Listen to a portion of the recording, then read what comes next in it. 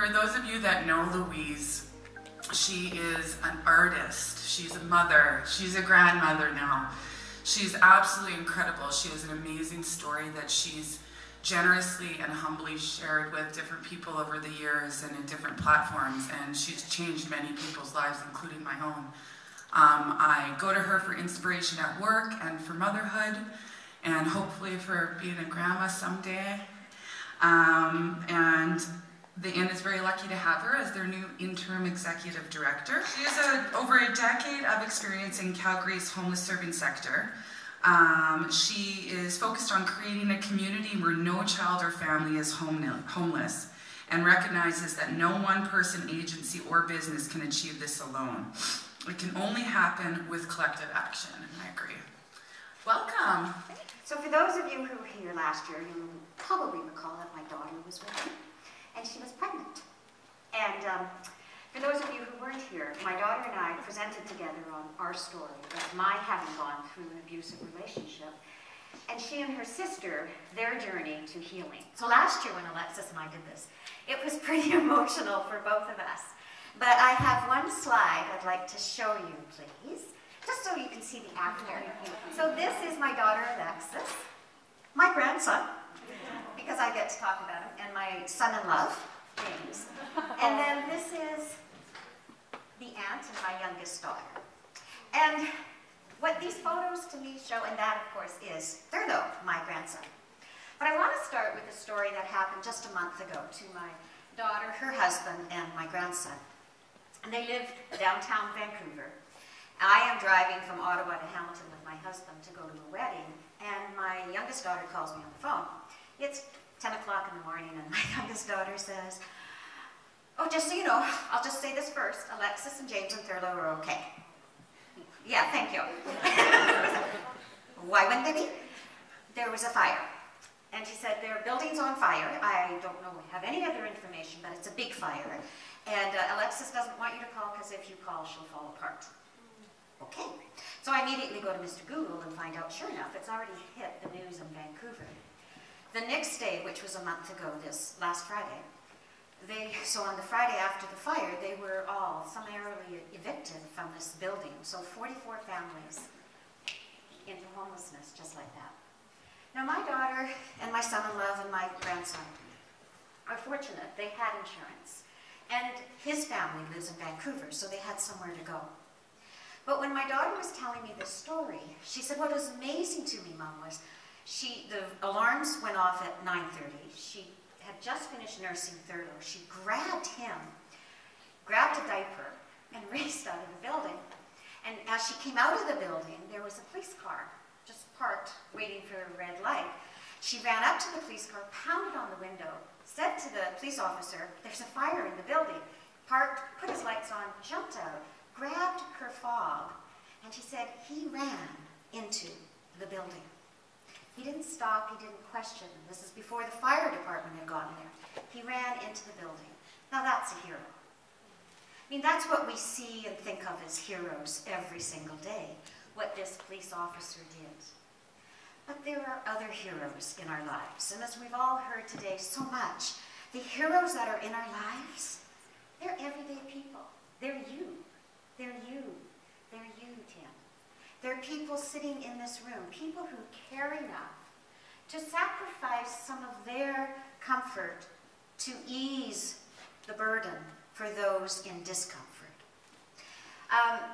It was,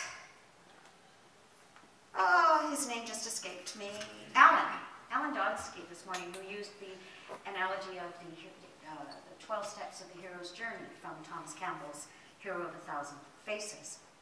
When you look at those 12 steps of the hero's journey, that's our lives. And if you think about, you know, we're in our comfort zone at any time in our life, and that zone may not be all that comfortable, but it's familiar. So that's what makes it comfortable. And then we get the call. Step out, do something different. And we stop and think, no, I can't do that. And then we might take a step towards whatever that image is. And then something happens that makes us hesitate. And then a mentor or somebody, a teacher, steps in and says, I can help you with that. And they give us a little more confidence, a little more power to take the next step. And as we go through this hero's journey, we're constantly challenged to understand and to test our conviction, our desire. I look at Garrett with what he's doing, and that capacity to turn from making it a protest to a site for healing. That is for all of us.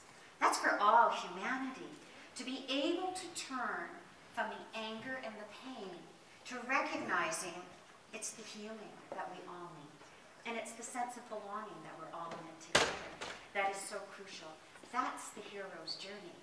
That's what makes it so rich and so powerful, is that in our willingness to let go, as Alan spoke about, that one of the things we need to do is let go, to let go of the pain and step into the possibilities. And that's the work that each of you do every single day, is you create possibilities and believe in possibilities for those who have perhaps lost any sense that there's a possibility for difference in their lives. And so you make it possible for the children to have dreams and to actually believe those dreams can come true. As Natalie said, I've worked in this sector for a lot of years, 12, maybe 13 almost. But anyway, I've worked in this sector for a lot of years, and I still, to this day, have yet to meet an adult or a child who says, yeah, you know, my biggest dream in my life was to grow up and be homeless, or to be an addict, or to have mental health issues. Those aren't things we dream of, but they are things that can happen to us. But they don't have to define us, as so many of the speakers have spoken of today. It's not what happened in our life that defines us. It's what we do with the happenings that we then define ourselves. And when we can define ourselves through this lens that says, the hero in me acknowledges the hero in you, then we make space and opportunity for all of us to live our true heroes and to be those heroes that make it possible for those we serve to awaken to their own capacity to be great and to live lives of possibility and greatness. I'm going to share a story from when I used to work at the Drop-In Center many years ago. I taught a self-esteem class. And one day we're sitting in this class and there's a very tall man at the end of the table. And we were talking about what kind of person do we want to be in the world. And, you know, this man had said, well, I really just want to be proud. I want to be proud of me. And I said, well, what's stopping you from choosing to be proud of you? And he said, oh, I've done some really bad things in my life. I said, okay, I get that. But do you want to continue to do those bad things? And he said, no. And I said, okay. So what's stopping you from choosing to believe in you and to simply claim being that proud man? And he said, well, I just don't think it's in me. I said, okay, well, what if I said to you that I see you as a magnificent human being? Well, the first thing he said was I needed better glasses. And I said, no, my glasses are okay. But I would rather connect with you through our magnificence than mediocrity. You know, and if I want us to connect on that level. And he said, yeah, I just don't know. And I said, okay, and it's a class of about 12 people. And I said, okay, for just a moment. So we're all going to do this. This is what the class did that day. So if they can do it, then we can all do it together. So we're going to close our eyes. So if everybody just closes their eyes for, I'm just going to talk you through it, but just keep your eyes closed. And for just this moment, imagine you are magnificent. You are a human being of incredible potential, and your possibilities are greater than even you can imagine. And in your body, you feel your magnificence. You sit up straight, your shoulders are back, your head is high, and you are living and breathing in your magnificence. Now, take a breath, open your eyes, and could anybody feel it? Could you feel your magnificence in you? Yeah, one person. So in this class, we did that, and I asked the same man, could you feel that? And he said, yeah. And I said, then it's in you. It is simply that you don't yet understand it. As Garrett talked about, racism is just the incapacity to understand. We just don't understand yet. We don't know each other yet. But if you imagine that every single day you are working from that place where you are connected to your hero inside, and that your hero inside is connecting to the hero inside everybody you're interacting with, imagine the possibilities. They could be truly different. And so that's what for me today has been about. And I did take copious notes. But the big piece for me was really that each speaker had something that resonated with me.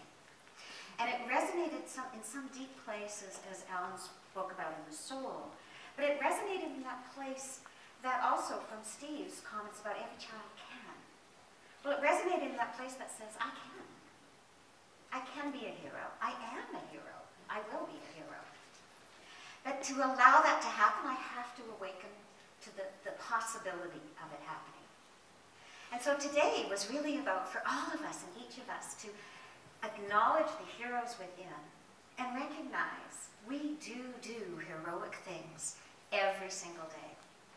When I was in that relationship that I spoke about at the very beginning, there was a moment when I went to the police to report what was happening in my life. And I was so scared that when this officer said, well, here are the certain things we can do, can't do, I just thought, okay, fine. You can't help me, I'm gone. But I remembered something he had said to me right at the end of the interview, and that was, this isn't love. Love is never meant to hurt this much. And I left, and I thought, yeah, right, what do you know? But 3 years later, when this guy was arrested and I got my life back, his words, they were the things that they woke me up. Because I remembered his words, and I remember thinking, he's right. I am not healing from a love gone wrong. I'm healing from abuse. And that's a different story. And so when I could reframe it because of his words, even though it was 3 years later, it helped me and it guided me. Now, I don't know that officer's name. I don't know how to find him. But I thank him every day because his words stayed with me. And that's what you do every single day. You say something, you make a gesture, you look at somebody in the eyes, and you awaken within them. Maybe not today, but a week, a month, a year, 10 years down the road, the possibility that maybe it doesn't have to stay like this. Maybe love is real. And what I'm healing from is a past gone wrong. And I didn't do it. It's just stuff that happened to me, and yeah, it was pretty awful. But with possibility and hope and the belief in myself, I can move on. I can create better in my life and thus in the lives of those around me. Now, when I woke up from that relationship, my daughter, I physically, mentally woke up from it. I wasn't sleeping. I wish I had been. But when I did, my daughters were 16 and 17 years old. It was devastating for them. It was devastating to, first of all, see their mother disappear before their eyes over the course of a relationship that lasted 4 years, 9 months. 3 weeks, 2 days, 6 hours, 5 minutes, 22 seconds. Anyway, it was devastating for them. But at the same time, we had hope. And we had a foundation of love that had carried us through our lives for a long time. So we could connect on that level again. But it still took a lot of work. And it took a lot of help. None of us could do it alone. And so we needed to rely on people like you who had the expertise to guide us through the trauma and healing from it. And that's ultimately today. And I do want to tell you about this photo because on this weekend, my daughter and her husband and my grandson, they moved into their new home. On Thursday night, my youngest daughter, Louise, flew to Vancouver secretly. They didn't even tell me because they were worried I might blow the secret. Anyway, she flew to Vancouver, and James had arranged for her to meet them at the restaurant that Alexis and James were having their date night. And Lisanne walked in, and so they FaceTime me. And Alexis is on FaceTime, and then she just moves it over. And Lisanne has gone out to help her sister for the weekend, to move. Now, I do know that in my life, I have wanted one thing for my daughters, for both of them, and that is that they be each other's best friend. And they are. And that happened because I set an intention, but also because of the work they did to heal from all the other stuff. And that's the possibilities you make. Because you make it possible for kids to get over the shit their parents put them through. You know, it was big. They weren't bad in their teens. I was the problem. But that's what you make possible. You make it possible for the kids to survive and thrive. So I'm going to end this with one little story. So it's a fairy tale. So this is a story, anyone who works at the inn will have heard this one, so just close your ears, go to sleep. Anyway, there's this little caterpillar, and he is truly the most unhappy caterpillar in the world. And he crawls through the grass every day, and he's crying so hard he's making mud. And he's crying, and one day his tears fall on the wings of a leaf fairy who's sleeping on a branch. And she wakes up and she says, "What are you doing?" And he says, "I'm crying." And she said, "Well, why are you crying?" And he said, "Because I'm a caterpillar and I'm crawling through the mud. I don't want to do this anymore." And she said, "Oh, well, I'm a fairy. I have magic. What do you want to be?" And he thought about it for a moment, and he went, "I want to be a rose. Yeah, I want to be one of those beautiful red roses. You know, they're so sexy, you know." And so he says, "Okay," she says, "close your eyes." And she goes, and poof, the caterpillar is now a rose. And, ooh, this is cool, I am sexy. Except, and he starts to cry again. And the leaf fairy says, "Why are you crying?" And he says, "Well, because I got prickles. And if I got prickles, I'm going to hurt people if they try to touch me. I don't like it." And she said, "Fine, what would you prefer?" And he thinks for a minute and he goes, "I want to be an iris. You know, they're beautiful, they're elegant. They're very silky. Yeah, I want to be an iris." So she says, "Okay." And he's an iris. Well, this is really cool because he is really beautiful. Except he's blue again, and he's been blue all his life, and he starts to cry. And she goes, "Oh my goodness, you are just tiring me out. What do you want now?" He said, "Well, how about I'm going to become a daisy? You know, because daisies have all those petals, and they're happy, and they just look all shiny all the time." And she says, "Okay, but, you know, buddy, you are just killing me here. Just close your eyes." Closes his eyes, and she goes, and he's a daisy, and this is so cool, because he's really happy about it. And then he goes, "Oh no, I'm rooted to the ground, and if I'm rooted to the ground, I can't just reach out and touch people. They have to come to me, and it just doesn't make me happy." So he starts to cry again. She goes, "Okay, this is it. One last wish, and we are done." And he goes, "Ooh, you know, you got attitude, lady." She says, "Fine." And just then this beautiful butterfly goes flitting by, and it's got gossamer wings, and it's beautiful. And he says, "That's it, that's it, that's it. I want to be a butterfly." And she said, "Okay, okay. But no, this is your last wish. Close your eyes." And so he closes his eyes, and she goes, "Abracadabra, poof." And he opens his eyes, and he's a caterpillar again. And he is just stormy mad. And he's stomping his body on the ground and crying. And she says, "What is your problem now?" And he says, "I told you, I don't want to be a caterpillar. I want to be a butterfly." And she said, "You are a butterfly. Inside of you is a beautiful pair of gossamer wings, yearning to be free. But first, you must learn to spin your own dreams." And what you do every day with the children and the families is you support them in learning how to spin their own dreams. None of us can spin their dreams. We can only spin our own. And so the work you do, you are the heroes who create the space for children and parents and caregivers to learn to spin.